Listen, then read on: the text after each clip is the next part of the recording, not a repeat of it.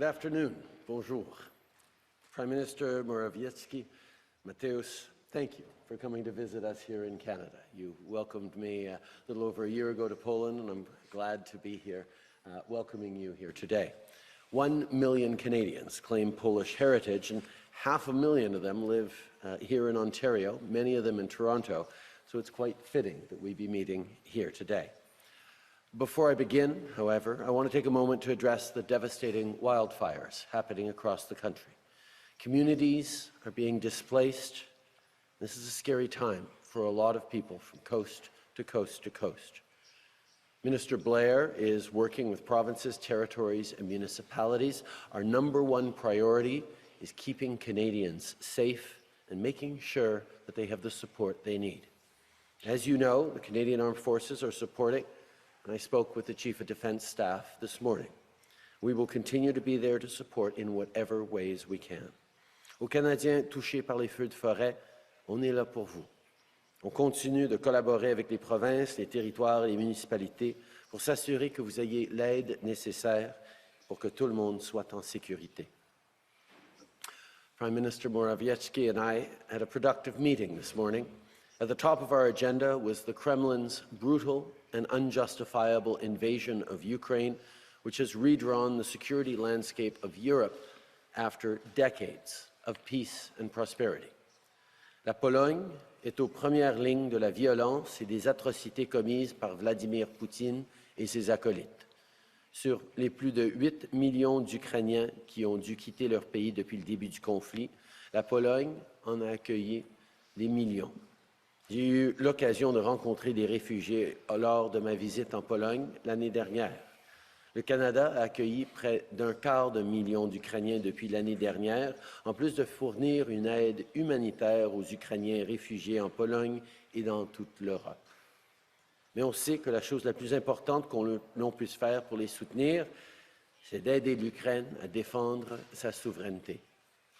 As partners and allies, Canada and Poland are working together to train members of the Armed Forces of Ukraine. Canadian Armed Forces members are in Poland right now, training them through Operation Unifier, Canada's training mission that, since 2015, has trained over 36,000 Ukrainians. Poland is also where CAF members have been training Ukrainians to operate Leopard 2 tanks. Earlier this year, we deployed Canadian Armed Forces members to support a Polish-led advanced medical skills training program for Armed Forces of Ukraine personnel. And just last week, we deployed more CAF trainers as part of a new round of military support to Ukraine. Poland and Canada are both also strong allies in NATO.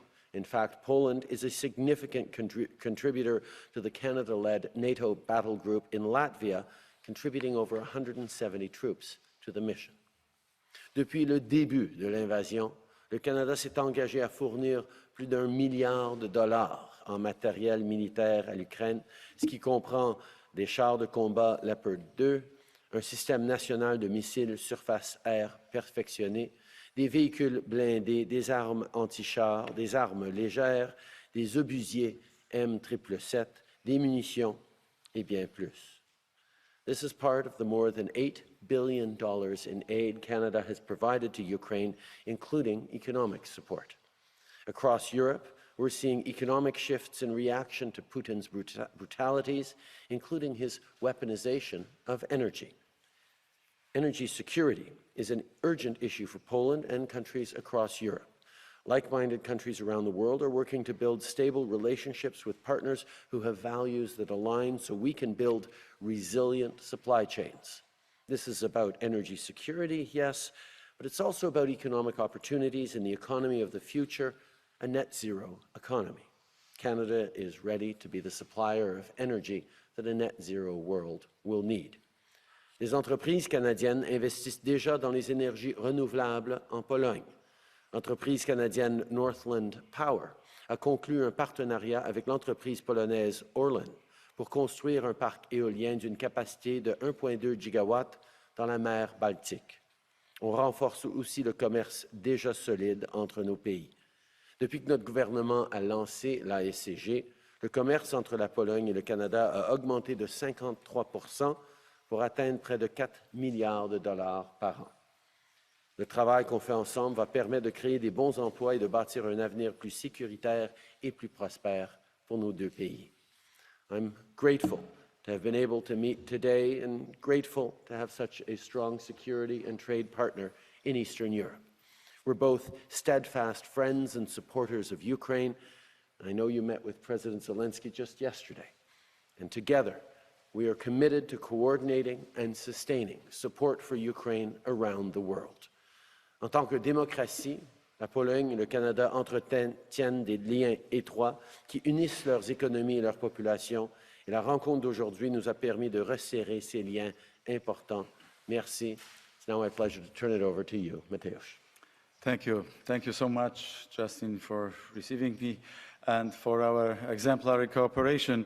And I would like to thank to all our Canadian friends sincerely for this, because the alliance around all the critical challenges of the nowadays is absolutely key to fighting with those challenges successfully.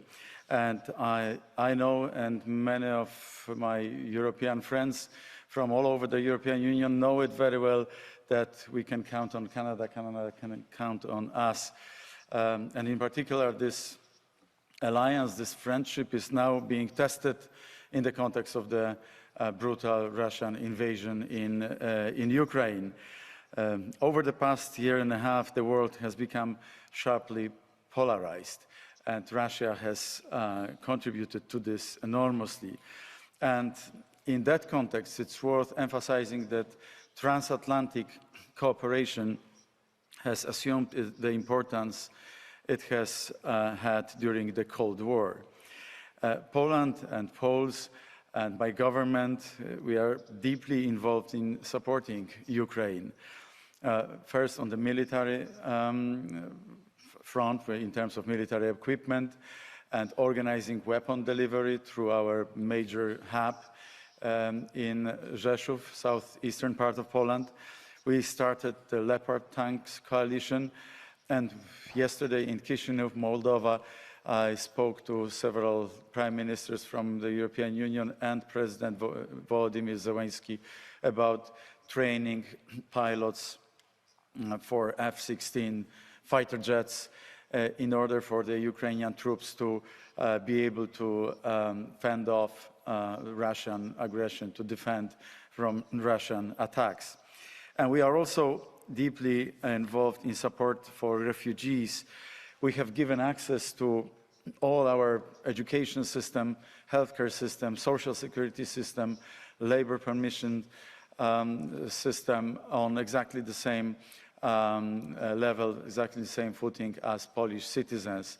And there are still more than 2 million Ukrainian people in Poland, and we want them to feel as good as possible, as well as possible in Poland. We are also organizing sanctions, and right now we talk even more about not allowing Russia to bypass sanctions, to circumvent sanctions. This is also a critical challenge of the nowadays. And in that context, I would like to thank you, Justin, so much for the point which you raised and your people during our meetings of our delegations about how important it is to confiscate Russian assets, in particular assets of the Russian Central Bank, assets of the Russian Federation, because this empire of evil, this brutal invasion, has to bear consequences for their aggression. And Poland is, and my government supports this very much, and we go through legislative procedure right now in our parliament to seize some of the Russian assets and to deploy them for reconstruction of Ukraine and reducing of energy prices, because Russia is responsible for this inflation around us and for high energy prices as well. Prime Minister, ladies and gentlemen, the entire security and economy architecture is now being reconstructed, reshuffled around us. Probably the new geopolitical order is going to emerge out of those ashes of the war in Ukraine.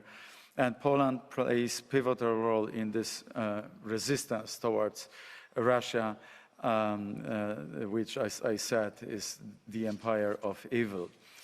And our efforts, and in particular brave Ukrainian efforts, are going to be more effective once the cooperation and coordination of our actions is stronger and stronger. And this is why I'm here, and why I'm so grateful, Justin, for our talks, for our very concrete steps in different areas: energy, weapon delivery, humanitarian aid, trade cooperation between the European Union and Canada. It's very important. The current geopolitical situation means not only military but also technological cooperation for Western countries. Democratic countries must maintain a technological edge over non-democratic regimes. Only this way can we secure world peace. World War II was a war of steel. The Cold War was the war of the atom, and if another war breaks out, it will be a war of technology. This is why it's so important for transatlantic community to work together hand in hand in development of those technologies, but also being cautious in spreading those technologies, those know-how around us, because some tyrants, some autocrats can capture those and can use them to the detriment of their own societies and for other bad reasons. This is also why I'm so grateful for our friends here in this region, in Ontario, province Ontario, in particular, for our very close cooperation in the energy sector. Nuclear energy projects jointly developed. I've been this morning to one of the plants where, as I was told by the leadership of the company, this is the place where the first modular reactor, small modular reactor on Earth is going to be established over the next couple of years. First investment starts 2025 and 2028. First small modular reactor is going to be done. And our company, Orlen Synthos Green Energy, cooperates very closely with Canadian company in developing those small modular reactors. And also their cooperation is extended to renewables. We cooperate very closely in offshore wind farm technologies, and this is also very, very important. We want to enter SMR technology not only as a user, but also in terms of supply chain and know-how, and hence my visit here in Canada and talks with our Canadian partners are very, very promising, I can tell you. I know that there is wildfire in Canada in so many places, so all what I can say is that my condolences for all who lost their health or lives, God forbid. But if Polish firemen could be of any help, we are very active in similar situations across Europe. I don't know if they could be of any help, but if yes, then they are available, Justin, for you and for our Canadian citizens. So once more, thank you for our close cooperation on so many different fields, it's critically important to strengthen this alliance. We also spoke about critical minerals, rare minerals. Canada is rich of those minerals. I'm going to raise this point on the next European Council meeting because we quite often mention about this topic in the context of China. So it's important to look at this picture from the point of view of transatlantic relations community, and all what is strengthening those is critically important for restoring peace, stability, and prosperity around the globe. Thank you. Thank you very much, Prime Minister. We'll now start the Q&A. 2 questions from the Canadian delegation and 2 questions from the Poland delegation, starting with Canada. Good afternoon, Prime Minister. Colin DeMello from Global News. On Stellantis, the federal government and Ontario seem to be increasing its offer to Stellantis. Have you actually presented the deal to the company, and does Ontario need to put more money on the table, or are you satisfied with 1/3 of the costs? Over the past number of years, Canada has secured tremendous investments by global companies to create great jobs across our country, whether you're talking about Michelin and Bridgewater, whether you're talking about Abcellera in BC, whether you're talking about Rio Tinto or other investments across Quebec, or investments in the auto sector, in batteries, in EVs that we've seen over the past number of years, where we've worked very, very closely with the government of Ontario on. We have secured billions of dollars worth of great middle-class jobs for Canadians, not just for today, but for decades and generations to come. The world is paying attention to the supply chains that Canada has to offer, the critical minerals, but also and mostly the incredible caliber and quality and reliability of Canadian workers who are hardworking, innovative, ambitious, well-educated, positive, optimistic, and excited about what the future brings. So we will continue to ensure that we're bringing in great jobs for Canadians right across the country, and that work is ongoing. Following up. Ministre, puis-je avoir la même réponse en français sur Stellantis, s'il vous plaît? Ça fait plusieurs années qu'on arrive et qu'on annonce des investissements majeurs dans des emplois pour les Canadiens par des investisseurs étrangers, que ce soit ici en Ontario pour les chaînes d'approvisionnement et les batteries pour les voitures électriques, que ce soit au Québec, à Sorel, à Bécancour, ailleurs. On est en train de développer des bons emplois, pas juste pour maintenant, mais pour des générations à venir, en attirant des investissements. Et on va continuer de le faire comme on le fait avec Stellantis. Les négociations se poursuivent, mais je suis optimiste. Thank you, Prime Minister. I didn't really get an answer to that question. So has the government presented a deal to Stellantis? Could you tell us how much money is in it for Stellantis? And are you worried that this sets up a new precedent, this deal and the VW deal, billions of dollars of taxpayer money going to these companies? They're not Canadian companies. Can the government continue to afford the new cost of doing business? Well, obviously, conversations are ongoing with Stellantis, so I won't get into details, but we will continue to make sure we're getting the right deals for Canadians that create great jobs for the future in growing industries that are going to support communities. And you bring up the Volkswagen investment, and that's an excellent example that, yes, we had to step up to match the investments and the IRA money that the United States have put on the table.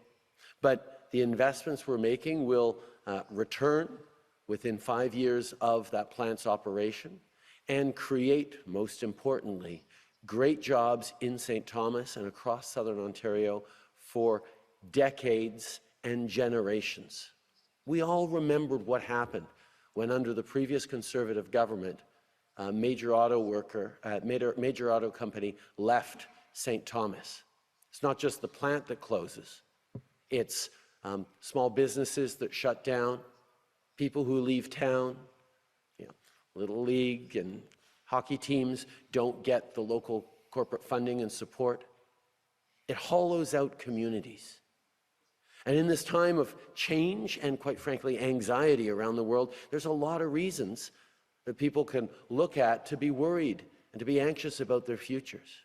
But when we secure investments like this that are larger than just a single plant, that demonstrate a commitment to creating great jobs right across this country for decades to come in economies and in technologies that are going to be incredibly important for the future, that flies straight in the face of those who say that Canada is broken, those who, like the Conservative leader, won't even support the Volkswagen investment and won't support Canadian workers to be part of the net zero future the world needs.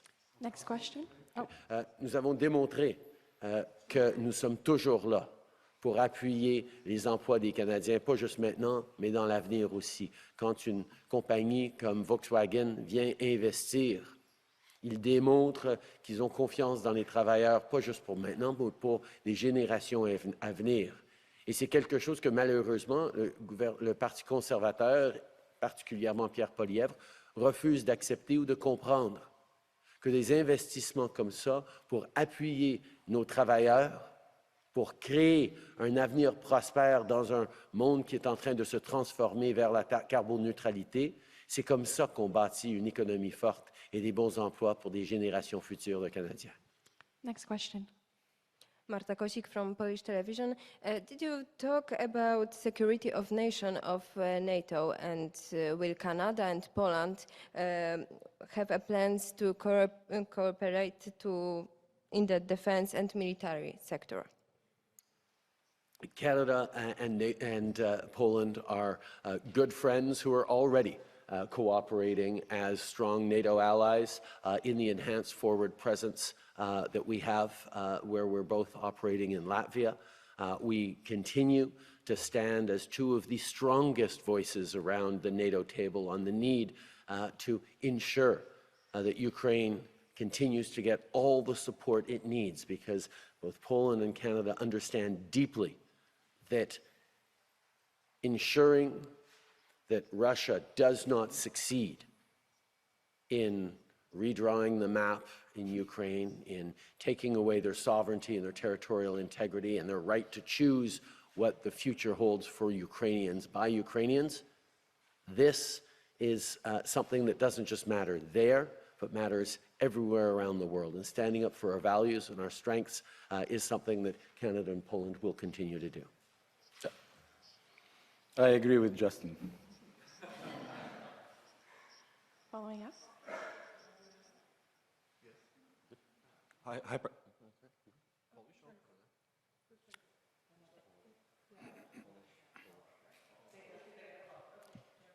C'est qui le next, Stacy?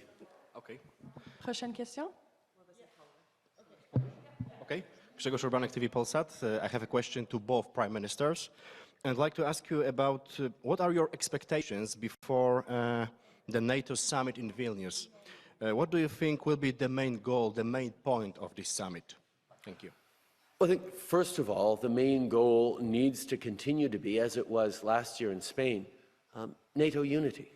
Unity and steadfastness across the alliance and across our partner countries around the world. We are unequivocal in standing firm for the fact that no one, not Russia, not any other country that happens to have a larger military than its neighbor, should be allowed to redraw lines on the map, should be allowed to succeed from invading a peaceful neighbor, because the consequences of that would go far beyond just Eastern Europe.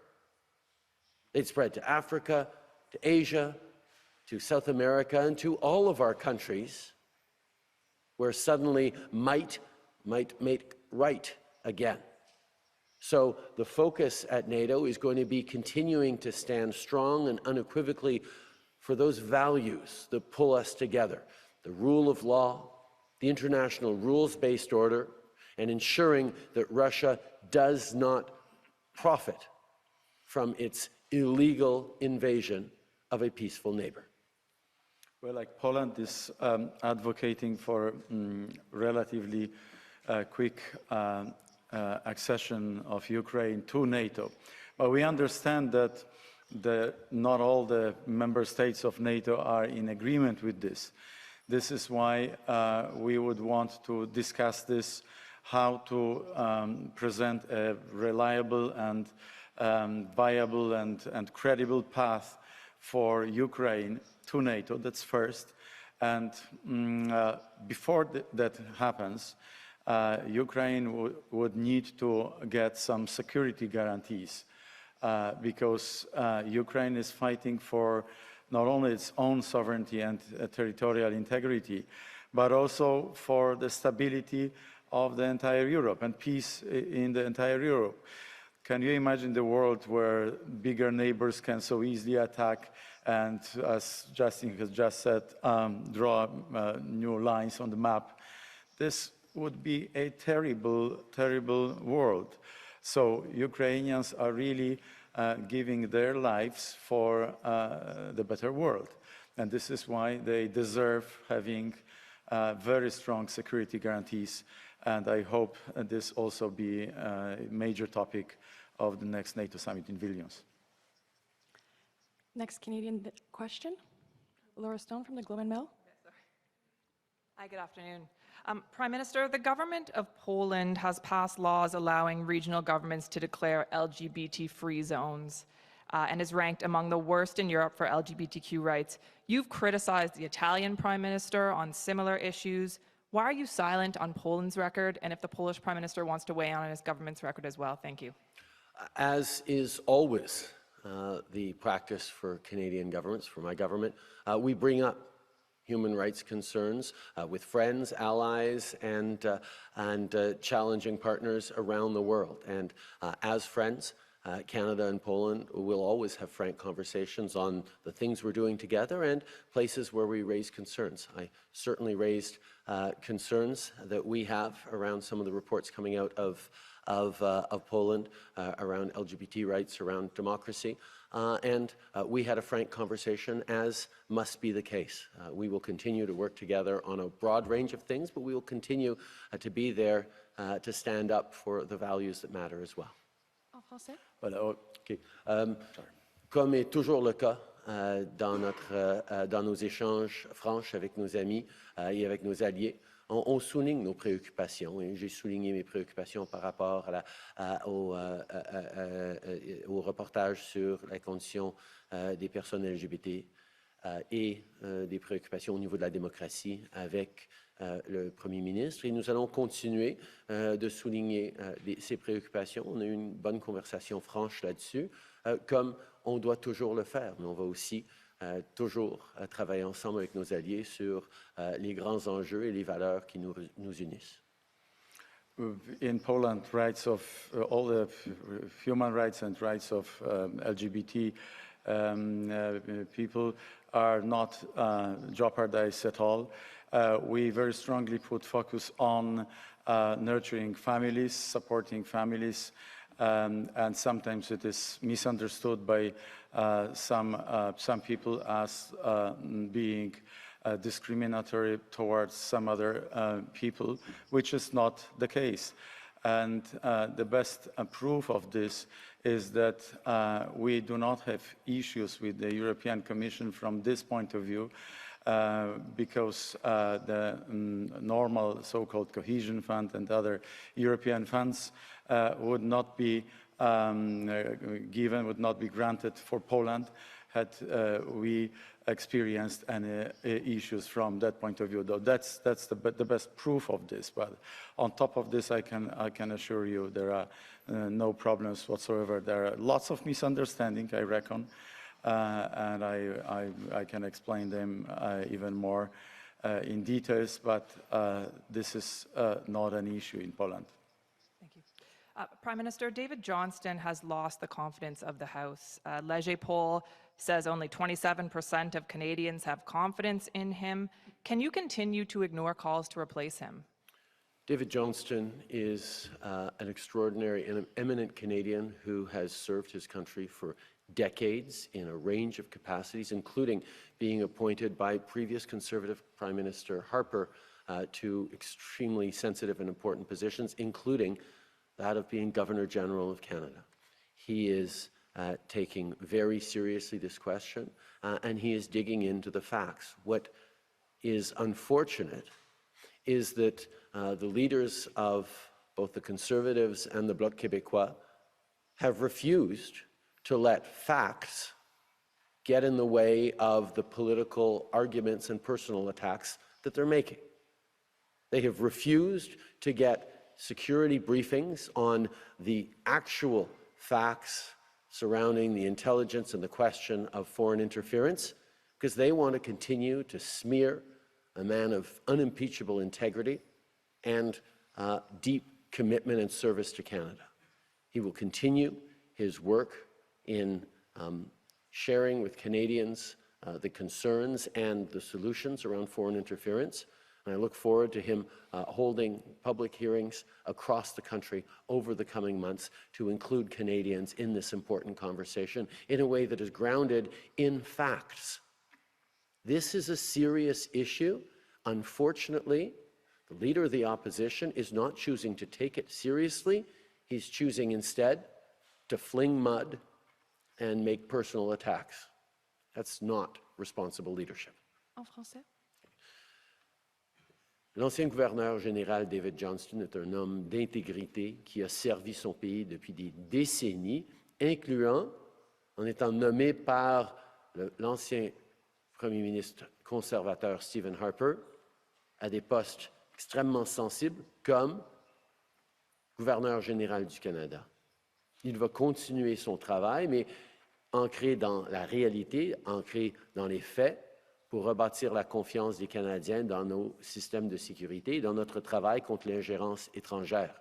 Mais ce qui est désolant dans tout ça, c'est de voir le chef conservateur et le chef du Bloc refuser d'accepter et d'apprendre les faits sur cet enjeu sérieux qu'est l'ingérence étrangère. Ils ont refusé des briefings pour les mettre au courant et mettre à jour sur nos agences de renseignement et de sécurité et le travail qu'ils font, parce qu'ils préfèrent pouvoir attaquer sans aucun fondement l'intégrité de façon personnelle l'ancien gouverneur général. Ce n'est pas du leadership responsable, ce n'est pas de prendre au sérieux un enjeu qui est fondamental pour le bien-être des Canadiens et de nos institutions. Et j'appelle encore une fois au chef de l'opposition de prendre cet enjeu au sérieux comme il le mérite. Thank you, Prime Minister. This is what concludes today's press conference. Thank you. Merci. Thank you. I would love